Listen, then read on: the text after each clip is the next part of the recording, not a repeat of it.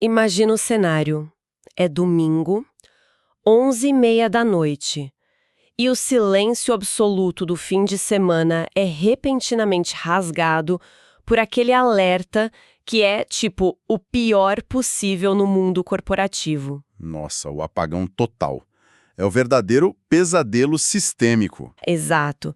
O servidor principal de um cliente crucial acaba de cair.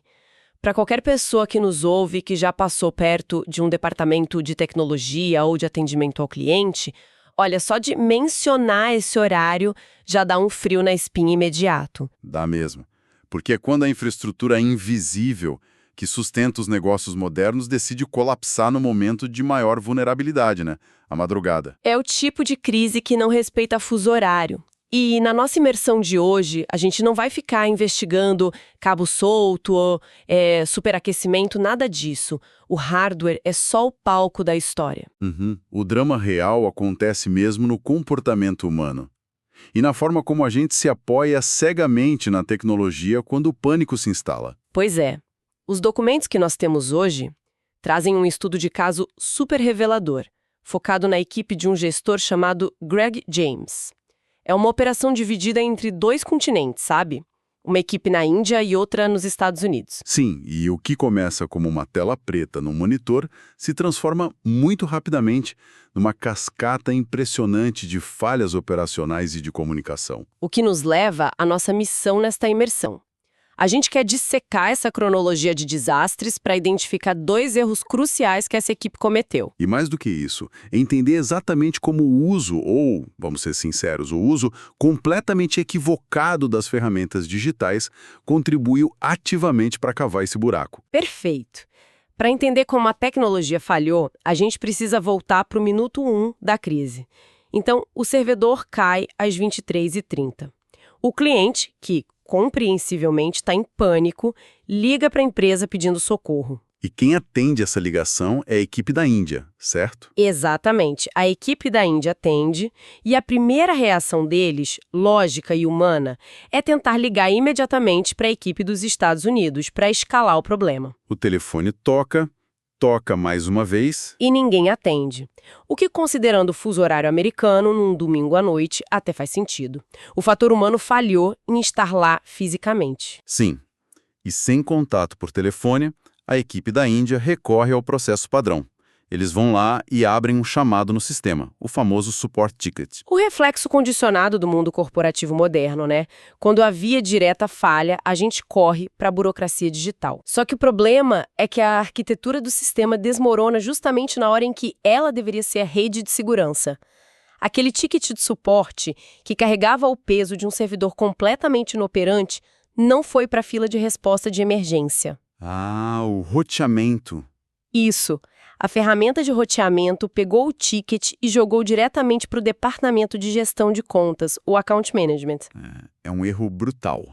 A ferramenta automatizada agravou a crise porque executou uma ação completamente cega. Em vez de escalar a urgência, a automação simplesmente enterrou o problema no departamento errado no meio da noite. Certo. Vamos desvendar isso para quem está acompanhando a gente. É literalmente como puxar o alarme de incêndio no prédio e, em vez de o sistema chamar os bombeiros na hora, ele enviar um e-mail com a cobrança do condomínio para o dia seguinte. É uma analogia perfeita. A gravidade da situação evapora. Evapora totalmente. E aí eu questiono, até que ponto a gente confia cegamente que clicar em enviar ticket significa que a pessoa certa vai receber do outro lado? Uma última provocação. Isso acontece por causa dos fluxos de trabalho rígidos nessas ferramentas digitais. A ferramenta não tem discernimento nenhum. Ela não sente o suor frio do engenheiro na Índia. Se o roteamento está mal configurado, a tecnologia transforma um pedido de socorro num mero erro administrativo. E com o sistema oficial de tickets falhando miseravelmente em alertar o suporte técnico, a equipe da Índia é forçada a abandonar os processos padrão. Eles entram em modo de desespero total e começam a mandar mensagens diretas. O que nos leva para o nosso próximo gargalo. Sim, a fase da ilusão da comunicação imediata. A cronologia detalha as tentativas repetidas da equipe da Índia, enviando mensagens urgentes por comunicadores instantâneos para a equipe dos Estados Unidos. E o texto da mensagem é super cru. Eles digitam: Client server down, call immediately. Servidor do cliente fora do ar, liguem imediatamente. Sem pontuação, sem cumprimento, só o pânico puro em formato de texto. E a resposta dos Estados Unidos? Nenhuma. Frustrante falta de resposta. Aí eles mandam de novo. E de novo. E aqui eu jogo a provocação. Qual é a psicologia por trás dessa repetição? Por que a gente continua mandando mensagem quando tá claro que não tem ninguém do outro lado lendo? É uma reação à perda de controle. Parece que essas ferramentas de mensagem rápida criam, tipo um falso conforto de que algo está sendo feito, sabe? Exatamente. O envio da mensagem não garante o recebimento e muito menos a ação. A ferramenta digital aqui ofereceu a ilusão de comunicação. Mas como não tinha presença humana do outro lado, já que a equipe dos Estados Unidos não estava respondendo, aquela mensagem urgente foi essencialmente gritada no vazio espacial. Nossa! Gritada no vazio. É a solidão digital completa. Mas, apesar desse apagão de comunicação com os Estados Unidos, a equipe da Índia, olha, eles arregaçam as mangas e conseguem fazer o mais difícil. Eles consertam o servidor. Eles consertam o servidor. Uma vitória, finalmente. O hardware volta a respirar. Mas é justamente resolver o problema técnico que acaba revelando uma falha estrutural ainda maior. Sim. A segunda grande falha desse caso: os dados mortos. Pois é. O servidor liga. A primeira coisa lógica a se fazer é avisar o cliente que está lá em pânico há horas. Eles vão para o banco de dados de clientes, o CRM, para pegar o contato. E descobrem o quê? As informações estão desatualizadas. O famoso data decay.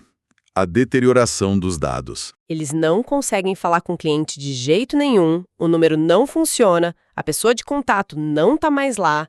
E esse é claramente o segundo erro crucial cometido aqui, a falha na manutenção do banco de dados. E olha como a ferramenta digital contribuiu negativamente de novo.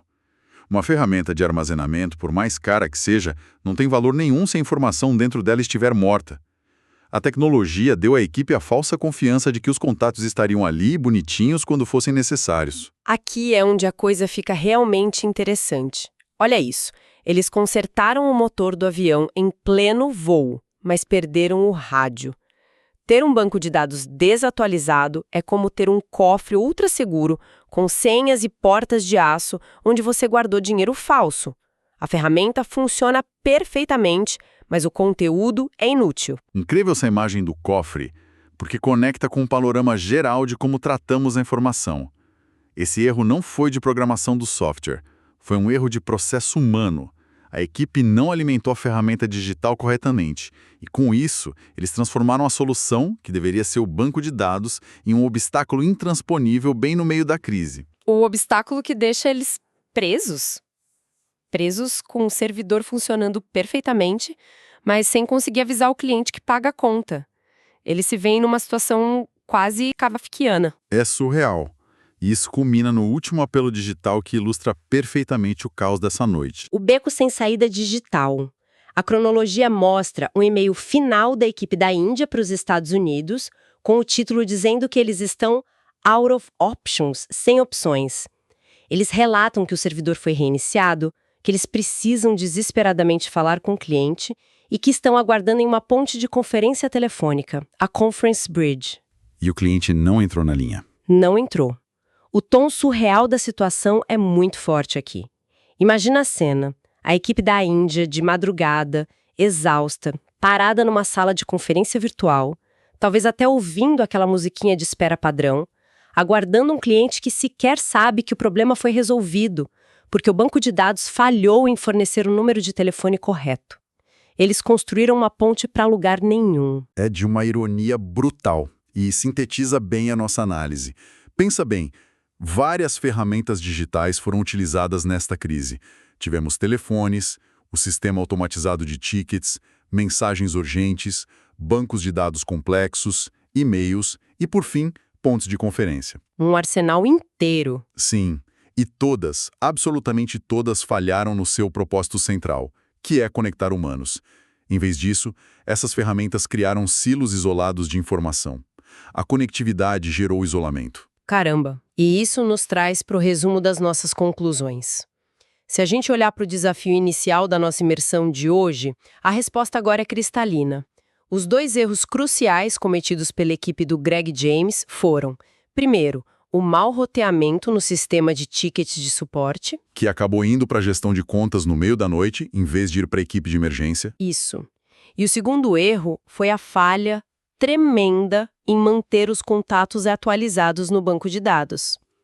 E o mais revelador aqui é o papel das ferramentas em tudo isso. Exato. Em ambos os erros, as ferramentas digitais contribuíram ativamente de forma negativa. Seja através daquela automação cega de um ticket mal direcionado que ninguém supervisionou, ou da estagnação de um banco de dados que não foi mantido pelas pessoas. As ferramentas impediram a resolução ágil da crise e o contato com o cliente. O que nos deixa com um pensamento provocativo para fechar nossa análise de hoje. Uma reflexão para quem acompanha a gente levar para a própria rotina de trabalho. Excelente. Quando nós construímos processos complexos de trabalho nas empresas, será que nós passamos tempo demais admirando como as ferramentas digitais funcionam quando tudo dá certo? Olha, é bem provável que sim. E, ao fazer isso, será que nós negligenciamos completamente o teste de como essas mesmas ferramentas se comportam quando a comunicação humana desaparece da equação? É algo para se pensar. A tecnologia não substitui a presença, ela apenas amplia o que já está lá, seja a solução ou o próprio caos.